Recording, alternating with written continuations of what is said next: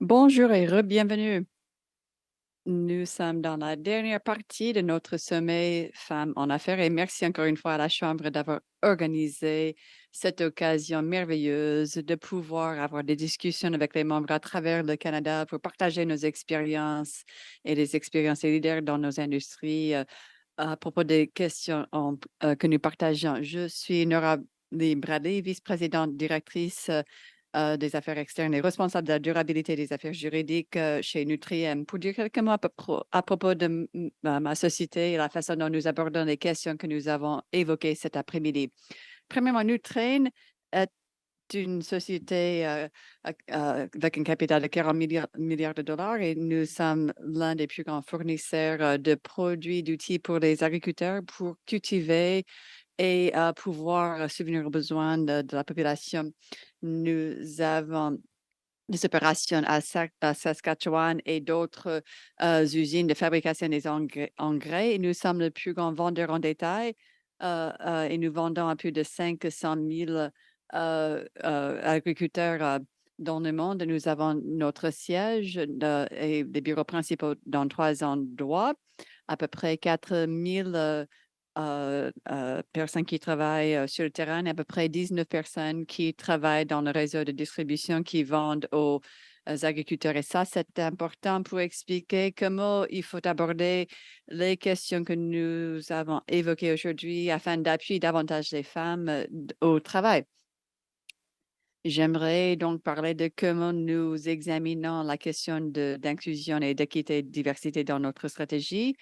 Nous avons une approche axée sur nos opérations et nous essayons d'élaborer des programmes taillés sur mesure en fonction de notre effectif. Premièrement, la stratégie et comment nous appliquons la diversité, l'inclusion et l'équité dans notre stratégie. Cela a commencé en 2021 lorsque nous avons lancé le plan Alimenter l'avenir et nous avons un objectif ambitieux de transformer l'agriculture, y compris avec l'agriculture inclusive. Et nous avons 2 piliers principaux de l'alimentation durable et les réponses aux problèmes de changement climatique.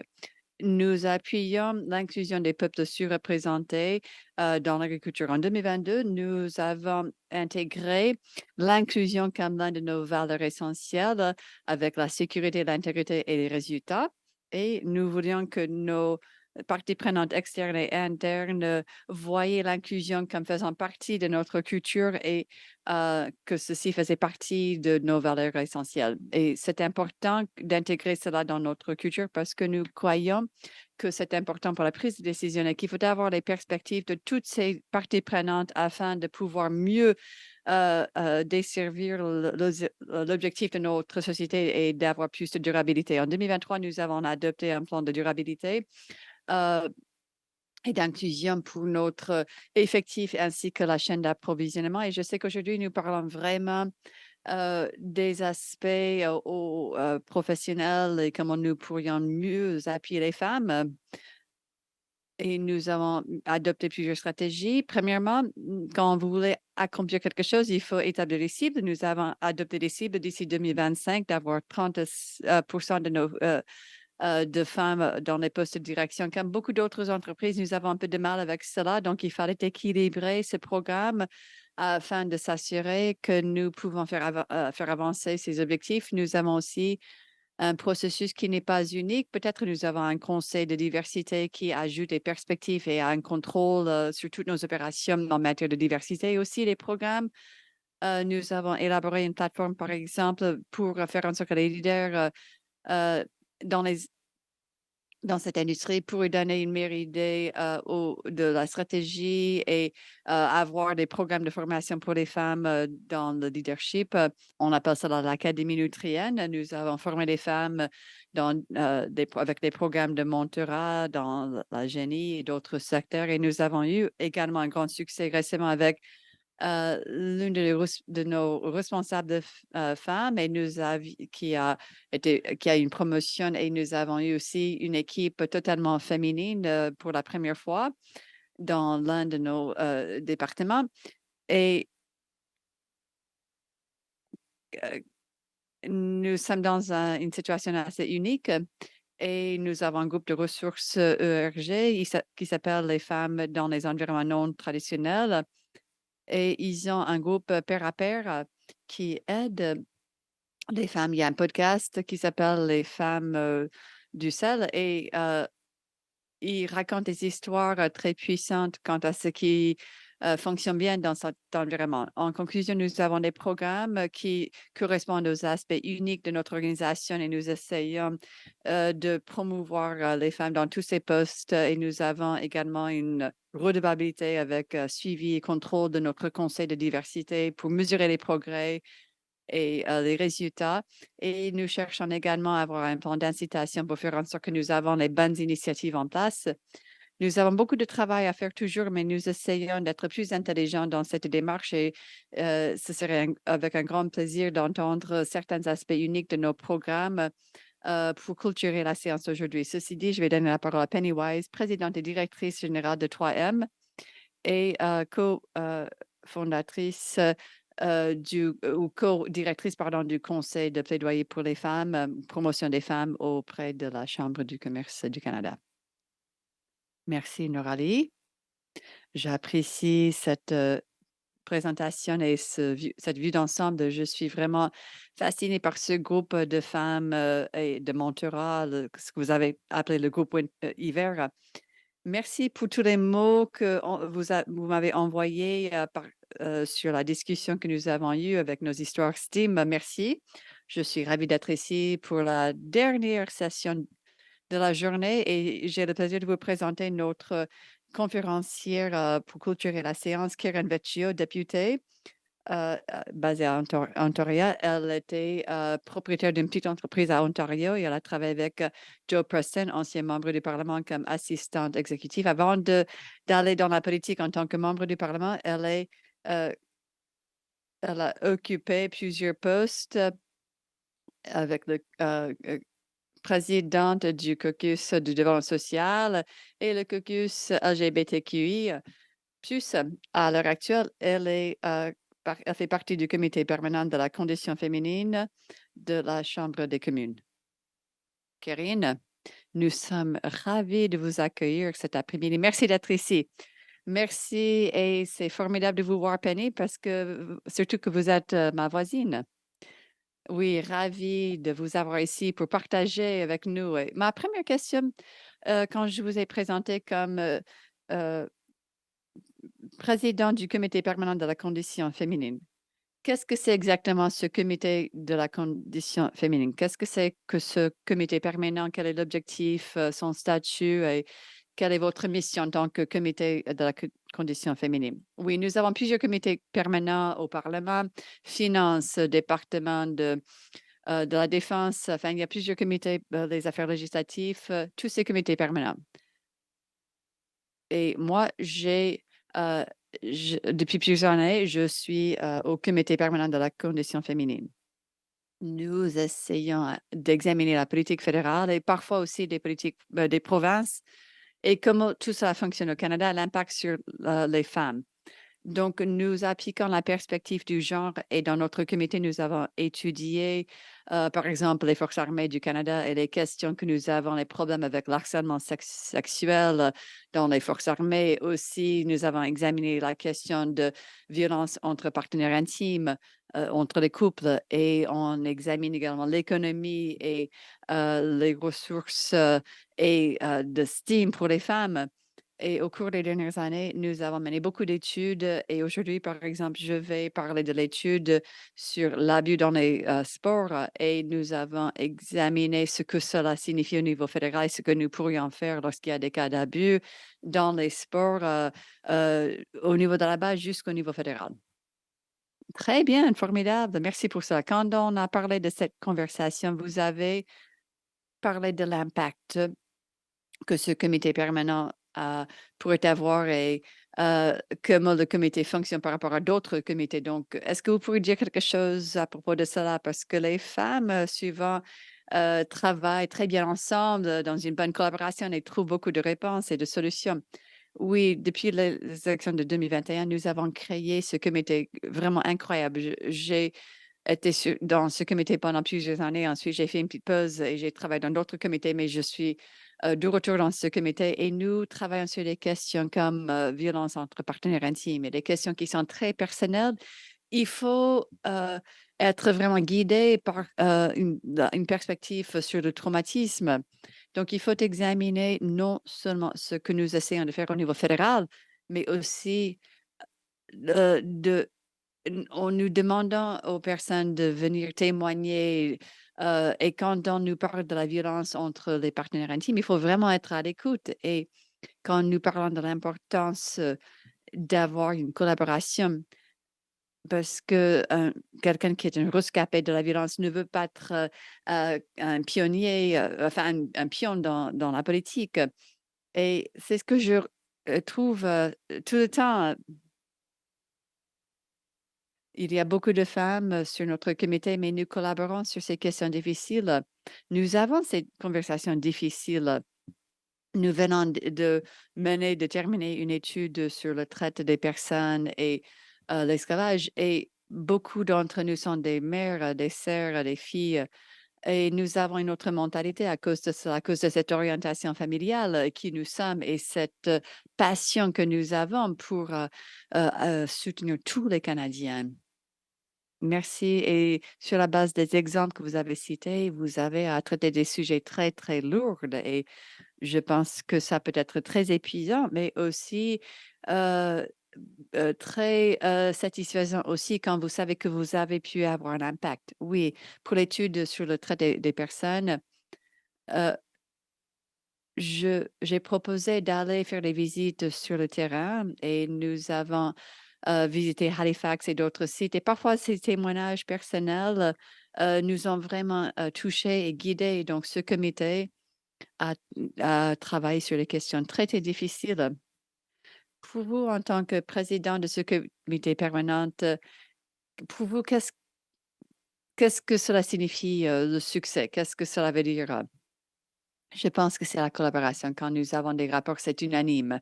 Et quand je vois cela, c'est que tout le monde va être écouté. Et ça, c'est très important. Quand je lis des rapports et nous avons beaucoup de cas où il y a des rapports supplémentaires. Et ce qui est important, c'est que quand nous élaborons, quand nous travaillons sur ces questions, et il faut trouver des solutions en fin de compte, nous collaborons et nous trouvons cet équilibre. Et parfois, il s'agit d'une négociation. Il faut négocier quel est vraiment, l'objectif, le plus important? Qu'est-ce qu'il faut écarter? Qu'est-ce que nous voulons vraiment intégrer dans le rapport? Et j'ai eu l'occasion de parler au comité permanent il y a quelques années sur le besoin d'avoir les meilleurs soins d'enfants et une meilleure qualité, pour les femmes et pour appuyer les femmes au travail. C'était un honneur de pouvoir témoigner devant le comité. Maintenant, j'aimerais changer de cap. Il y aura donc une question plus générale. Quelle est votre perspective vis-à-vis de la situation actuelle de l'égalité hommes-femmes au Canada? Eh bien, Penny, je savais que vous allez me poser cette question et cela dépend vraiment de l'individu. Je pense que vous et moi-même, nous sommes là et nous poussons et nous essayons de réussir. Et je sais que Penny, vous avez brisé beaucoup de barrières et en tant que femme, on voit cela et on s'appuie mutuellement. Mais je pense qu'à la Chambre des communes, quand nous parlons de l'égalité entre les sexes, c'est une question de faire en sorte que les voix soient prises en compte et entendues et que tout le monde a une place à la table. Ici, à la Chambre des communes, nous essayons de faire cela. Ce n'est pas parfait mais à travers ce pays, c'est très différent d'un endroit à l'autre. L'égalité du genre, c'est d'avoir la possibilité pour tout le monde, quel que soit votre genre, votre sexe, vous pourriez faire quelque chose. Et il y a parfois des barrières d'avoir ces opportunités égales et parfois, c'est à cause de votre sexe et le fait d'être femme, mais il faut changer cela. Et vous avez parlé de la STEAM, et c'est là où oui, les milieux, universitaires et dans l'éducation, il faut avoir ces possibilités, ces options, mais parfois cela ne correspond pas à ce qui se passe, sur le terrain. Oui, absolument. Il y a des obstacles envers cette éducation STEAM et aussi pour obtenir les emplois dans ce même domaine. Et donc, vraiment, ce dernier groupe de femmes dans des rôles non traditionnels, et c'est vraiment très, très intéressant. Alors, je voulais continuer sur ce thème des STEAM. Vous avez parlé de l'éducation dans le domaine des STEAM. Donc, je travaille pour 3M. La science est au cœur de ce que nous faisons et nous sommes vraiment complètement dévoués à ce sujet et nous voulons nous assurer que nous fournissons des opportunités, que nous éliminons des obstacles par rapport aux emplois pour les communautés sous-représentées au Canada parce quand on passe à l'économie du Canada, on a besoin de cet engagement et de ces expertises. Alors, pouvez-vous nous parler du rôle du système éducatif et comment est-ce que le système éducatif peut encourager les jeunes filles à s'engager dans ce domaine d'estime? Alors, je pense au Parlement. Alors, ou par exemple, la Chambre de commerce de ma circonscription. C'est vraiment, ils avaient un programme qui était rencontrer le fabricant. Alors, où on pouvait venir et voir ce que faisaient les faux. Pour moi, je pense que l'expérience personnelle est importante. Enfin, j'ai eu de l'expérience dans les années 80 où il y avait euh, un mécanicien, on pouvait aller voir ce qu'il faisait, mais il n'y avait pas de filles. Alors, d'ouvrir l'éducation, quand je pense à ce que je fais, alors si en train de réparer quelque chose, j'ai ces capacités, mais je n'y avais pas été exposée en tant que jeune fille. Et c'est vraiment cette exposition, cette capacité pour les gens de comprendre ce qui est disponible pour elles. Et j'ai vu un groupe d'apprentis la semaine dernière. On a besoin de plus d'artisans qui travaillent dans ces domaines moins traditionnels. Et donc, je pense à combien c'est important et ce qu'on doit faire au niveau universitaire. On sait que plus de femmes s'engagent dans ce genre de carrière, dans ces domaines. Comment qu'on les garde dans ces domaines STEAM? Et donc, ça commence avec l'éducation et cette ouverture, cette prise de conscience à un jeune âge. Et ensuite, comment est-ce qu'on les garde dans les STEAM? Alors, c'est intéressant parce qu'on a terminé une étude à 3M où on a examiné de quoi avait l'air le parcours STEAM d'une personne, depuis leur enfance jusqu'à ce qu'ils rejoignent la main-d'œuvre. Et il y a des points importants où des jeunes femmes, des filles prennent des décisions par rapport à si elles vont s'engager dans les STEAM. S'il y a certaines influences qui les poussent dans une direction donnée. Et donc, il y a bien sûr l'éducation, mais il faut aussi surmonter les défis, la stigmatisation dans les lieux de travail. Donc, on en a déjà parlé, mais il y a aussi, dans certains des autres panels, les femmes qui ont été dans des rôles non traditionnels et les défis qu'elles ont eu à surmonter. Donc, il y a encore beaucoup de travail à faire, mais c'est vraiment cette possibilité de créer une différence. Et donc, je pense que c'est pour les universitaires, les entreprises et le gouvernement de s'engager dans ces efforts. Et donc, je voulais vous demander à propos de la politique. Quand je vous ai présenté, bien sûr, vous venez de Sparta, une petite ville au sud de l'Ontario, en dehors de Londres. Avant cela, vous aviez une petite entreprise à Londres, dans l'Ontario. Pouvez-vous en parler? Y avait-il des défis en tant que femme, en tant que euh, directrice d'une petite entreprise ou propriétaire d'une petite entreprise? 98% des entreprises au Canada, il y a seulement 28% des propriétaires de petites entreprises au Canada qui sont des femmes. Donc, quels ont été les défis? Alors, ma fille, qui a maintenant 25 ans, venait d'être née. Donc, j'étais une nouvelle maman et avec une toute petite et deux fils plus âgés. Et donc, j'avais trois enfants et nous avions un café. Euh, et pour moi, c'est la meilleure expérience de ma vie. Mais quand je l'ai vécu, c'était la pire expérience de ma vie. Parce que vraiment, d'avoir à apprendre, de parler des TIC, d'apprendre tout ça, de comprendre comment payer les salaires,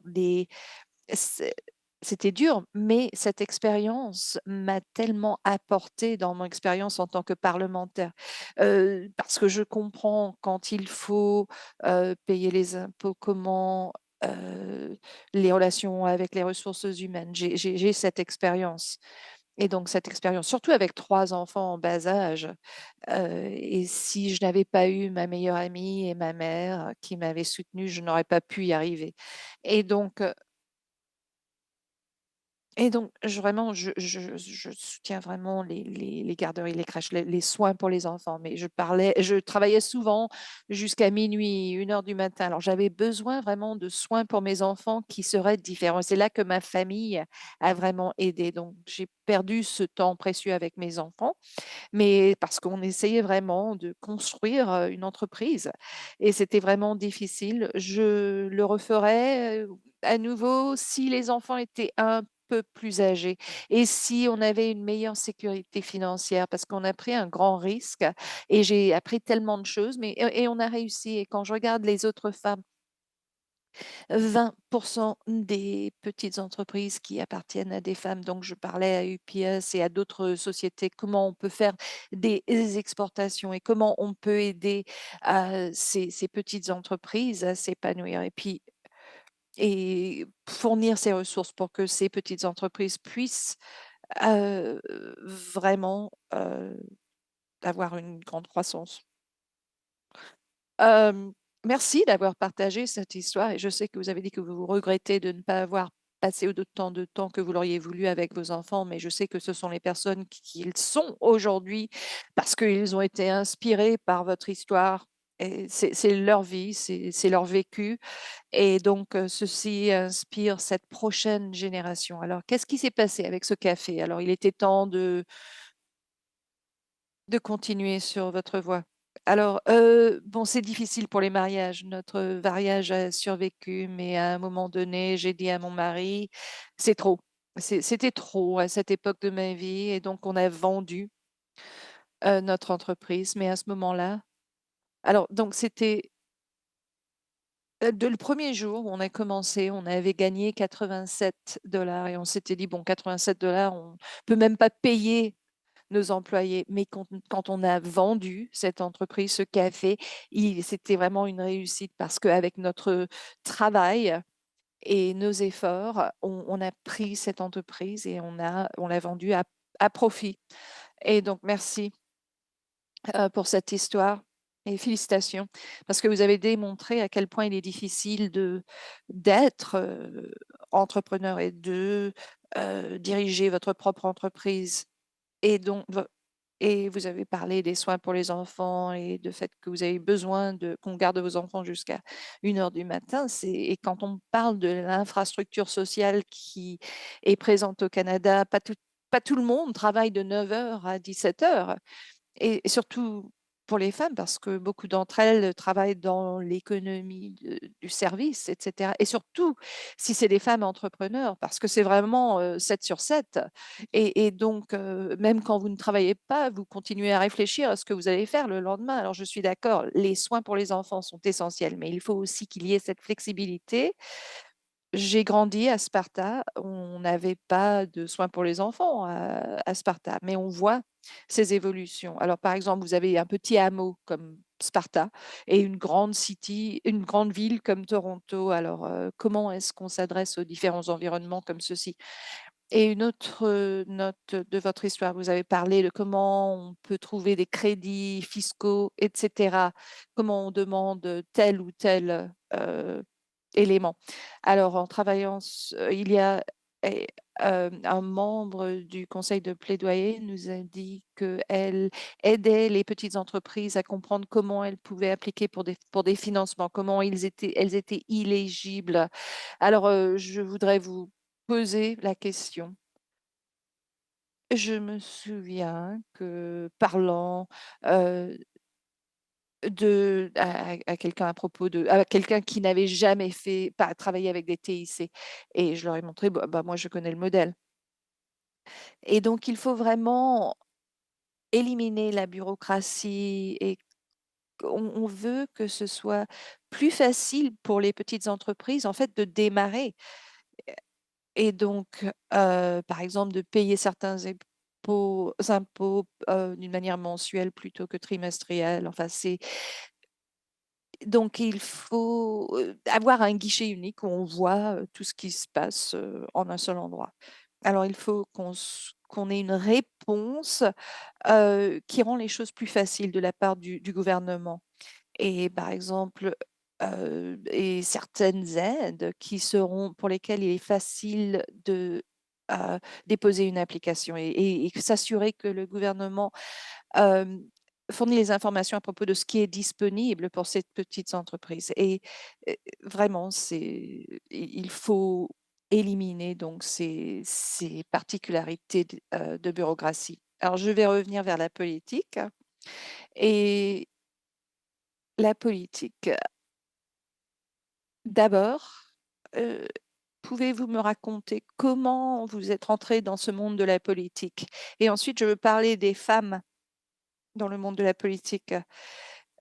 C'est un peu moche, hein, comme arène, mais il faut vraiment avoir la peau dure et pas avoir froid aux yeux. Alors, la politique, c'est à propos des gens. Et il faut reconnaître que les communautés, le travail que vous accomplissez, que ce soit que vous construisiez une maison pour Habitat for Humanity ou pour les scouts, c'est là que commence la politique. C'est les communautés qui travaillent ensemble. Et pour moi, j'ai toujours été impliquée dans la politique parce que ma famille était impliquée. J'avais toujours travaillé sur des élections, sur les campagnes électorales, frappé aux portes, pour les sujets importants. Alors j'ai été impliquée dès un bas âge et ça avait à voir avec les nouvelles de 18h.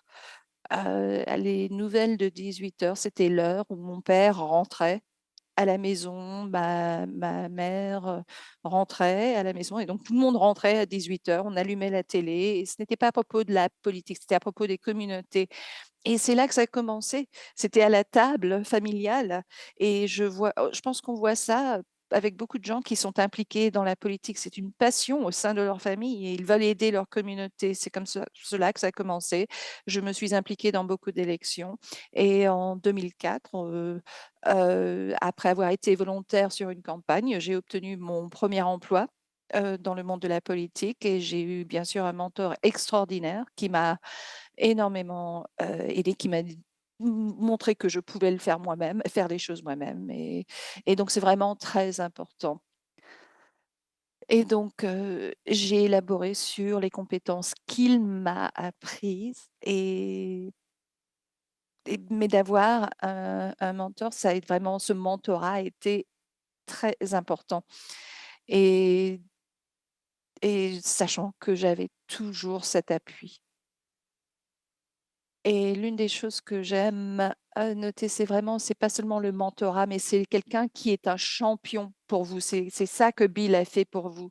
C'est vraiment de trouver votre parcours, votre pouvoir et c'est vraiment, un élément très important de votre succès. Alors parlez-moi de comment vous êtes femme dans le monde de la politique. Alors comment c'est difficile et donc on a parlé du fait que 30 des parlementaires étaient des femmes au Canada et 50 de la population sont des femmes.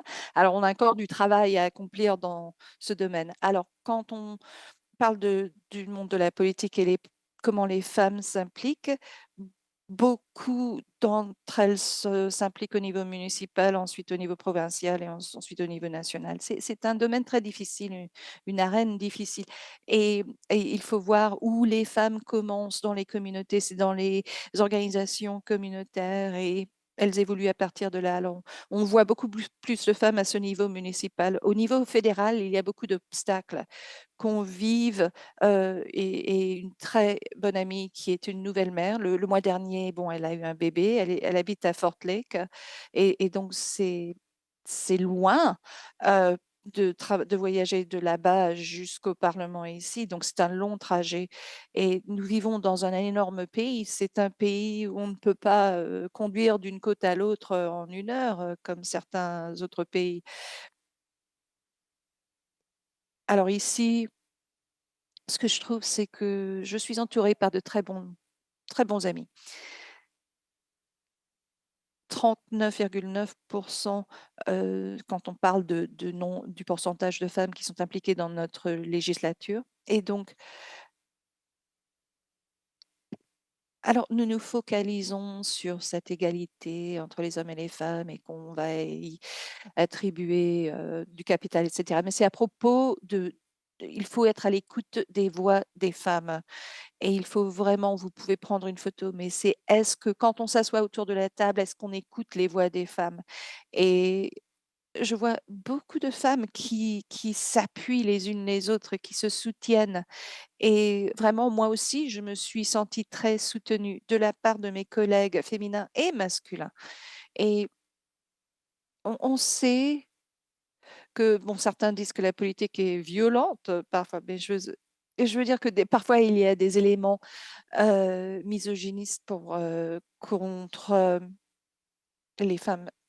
Quelqu'un m'a parlé de quelque chose qui lui est arrivé et c'était vraiment très misogène et elle demandait mais pourquoi est-ce que ça a toujours lieu? Pourquoi est-ce que les femmes sont toujours traitées comme ceci? Et c'est là où il faut qu'en tant que femme, le lendemain, on se relève et puis on se prend par la main et puis on continue pour, essayer d'éliminer ces obstacles. J'ai beaucoup d'hommes qui sont des alliés, qui nous aident à faire ceci. Alors, quels conseils auriez-vous pour les femmes dans l'audience aujourd'hui ou si ces femmes s'intéressent à la politique? Alors, si vous n'êtes pas certaine que vous voulez le faire, comment est-ce que vous pouvez établir que la politique est pour vous? Je pense que ça remonte à la communauté, non? Oui, absolument. Vous n'êtes pas construite pour la politique. Bon, il ne faut pas que tout le monde soit des politiciens. Il faut que tout le monde ait différentes compétences. Tout le monde a ses compétences, ses expertises. Alors ne vous lancez pas dans ce monde sans réaliser que vous avez vos propres compétences, vos propres idées. Peut-être que vous serez la championne pour quelqu'un d'autre. Moi, je ressentais que j'étais la voix d'une communauté. Et donc, bien sûr, j'ai cette passion. Alors, si ceci vous intéresse, cette passion que vous avez, comment vous pouvez aider votre communauté, ceci est essentiel. Vous n'avez pas à être forcément la personne que vous pensez que vous devriez être. C'est vraiment, c'est vous êtes qui vous êtes, mais surtout écouter les gens. Ah oui, ça, c'est très important, l'écoute. Euh, alors, on allait ouvrir ceci pour, les questions, mais je crois qu'on a couvert l'une des questions qui a été posée, c'était à propos de quelles sont les lois les plus importantes qui pourraient être promulguées? Non, est-ce qu'il comment peut-on s'assurer qu'il y aura plus de femmes dans les rôles de haut niveau d'un point de vue législatif? Est-ce que c'est les quotas? Est-ce que c'est autre chose? En 2010, 11 ou peut-être plus tard, 2013, Kelly Leach, c'était la ministre des Affaires des femmes sous le gouvernement Harper. Et ce qu'ils ont fait à ce moment-là, c'est ils ont établi un quota de 30% sur les conseils d'administration et au niveau des entreprises. Maintenant, 2020-2021, je regardais les statistiques et certains de ces conseils au Canada ont satisfait ce quota de 30%, sont passés à 60-70% et vraiment ont une très bonne performance. Mais on ne voit pas ceci dans tout les secteurs. Et donc, il faut qu'il y ait une redevabilité pour ces conseils d'administration qui parfois sont toujours remplis de seulement d'hommes. Et donc, je pense que quand on examine cela, d'avoir ce minimum de 30% des membres d'un conseil d'administration étant des femmes, d'entendre leur voix, des voix diversifiées, c'est très important. Et donc, ce n'est il faut établir des mécanismes de redevabilité. Alors, quand je regarde la législation, bon, les soins pour les enfants, bien sûr, je pense qu'il faut qu'on continue à travailler avec les provinces, les territoires sur ce genre de thèmes. Il faut que c'est les programmes et les ressources qui améliorent ce genre de situation, pas les lois. Mais il faut qu'il y ait cet espace pour les femmes. Alors, ça va peut-être sembler fou, mais on a commencé une étude sur l'équité pour, la menstruation et donc on doit parler de la durabilité parce que ce n'est pas seulement à propos de produits gratuits et on a commencé la semaine dernière. C'est fascinant parce que, surtout puisqu'on parle de gens qui sont dans le domaine STEAM et moi je suis parlementaire, nous avons parfois, nous continuons Des votes où vous ne pouvez pas laisser votre siège. Si vous vous leviez pendant un vote, vous perdiez votre vote. À quoi ressemble cela pour les femmes qui sont en menstruation, qui ont leurs règles? C'est très différent. Il faut penser à ces aspects pour les femmes. Au niveau biologique, les défis que nous devons relever une fois par mois, nous devons avoir un espace privé. Et il faut que ces espaces soient disponibles aux femmes. C'est très important à mon avis. Alors, quand on pense à ce à quoi cela ressemble sur des sites de travail, il faut être sûr qu'il y ait ces places, cette eau, ces salles de bain qui leur sont disponibles. Ce sont des facteurs qu'on ne considère pas forcément. C'est une discussion qui est plus large, c'est du sens commun, mais bien sûr qu'il faut que les femmes aient accès à des salles de bain. Ce sont des barrières que l'on peut vraiment euh, donc défier. J'aime beaucoup cette histoire. Je pense qu'on peut tous bien comprendre, peut-être pas au sein du Parlement, mais dans une salle d'hommes, pendant des réunions. En fait, j'ai besoin de me lever et d'aller là où je dois aller dans certains endroits. Vous pouvez bien facilement le faire et dans d'autres pas. Et c'est le détail, je pense, dans lequel il faut entrer.